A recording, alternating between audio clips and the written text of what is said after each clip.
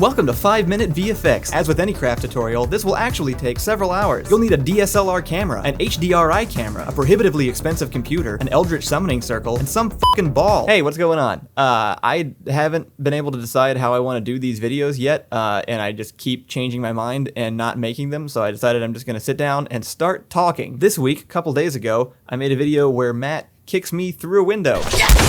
And that was super fun to make, and I just wanted to show off how I did it. This was my first time doing any kind of like shatter physics, and my second time doing ragdoll physics.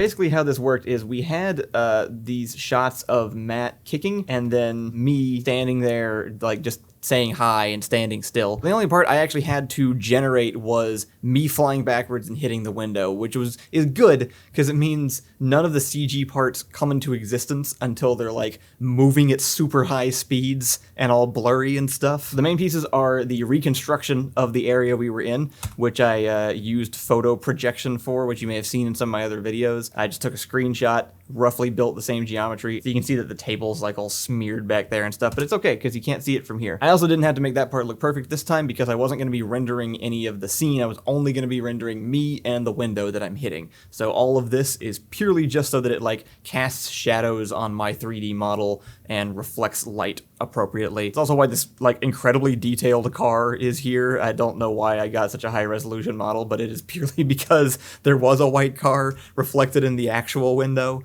And so I wanted to make sure that when it was breaking, the same colors were present. The next step was this photo scan. It was just a 3D model reconstructed from a bunch of photographs that Matt took right there on site.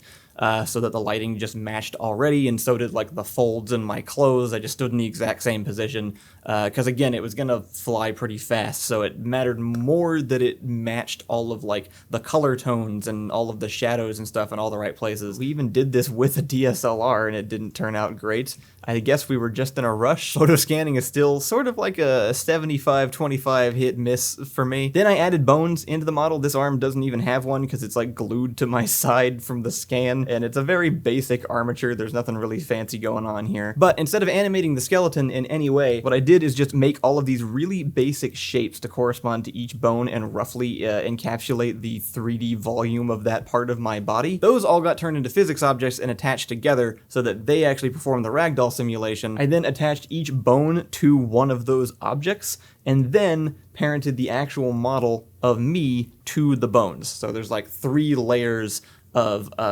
connection going on there. But the end result is that the 3D model of me, which is incredibly high resolution, is not actually doing any of the physics calculations. It's just being bent around by the little like basic shapes that are. So then you hide all the rest of that, and then all you get is my floppy corpse, which looks so much worse from any other angle. I could have added some restraints so that like each joint could only have bent to a certain degree, but I just didn't care. Once I knew I was moving in the right direction, I built a window pane, split it into a bunch of pieces, and then turned every one of those pieces into a physics object that then obviously interacts when my body crashes through the window. Since all those pieces were really big and glass usually like shatters everywhere in tiny microscopic bits, as I'm sure you're aware if you've ever had to clean up broken glass. I also added a particle emitter that shoots out all of these other little copies of the same window shards. It's actually really great because the simulations run completely separate from each other, so like the physics system is like done and then I bake that in, and then I can do the particle system,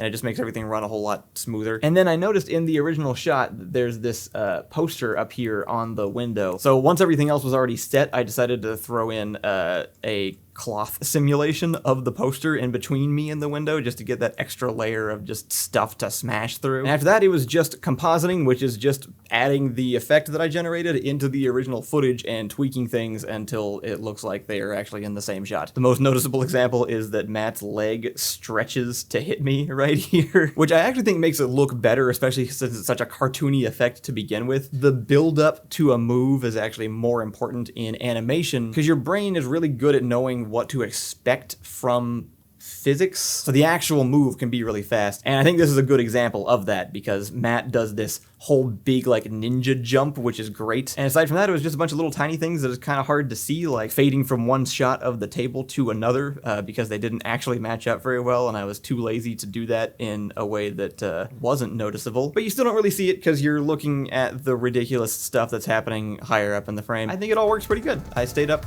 very late one night working on this. It was super fun, and I'm really excited to work with more of the simulations and stuff in Blender. They seem like a blast. I just like talking about the stuff that I do. I don't know if this is interesting at all, and I might do it again next week. I'll try to cover effects from the videos that come out on the main channel each week, but if there wasn't one, I'll go back and do something else or talk about a different thing I'm experimenting with. Thanks for watching, and I'll see you this Friday for community comments. What? Yeah, that's happening again right here on Door Monster Studio.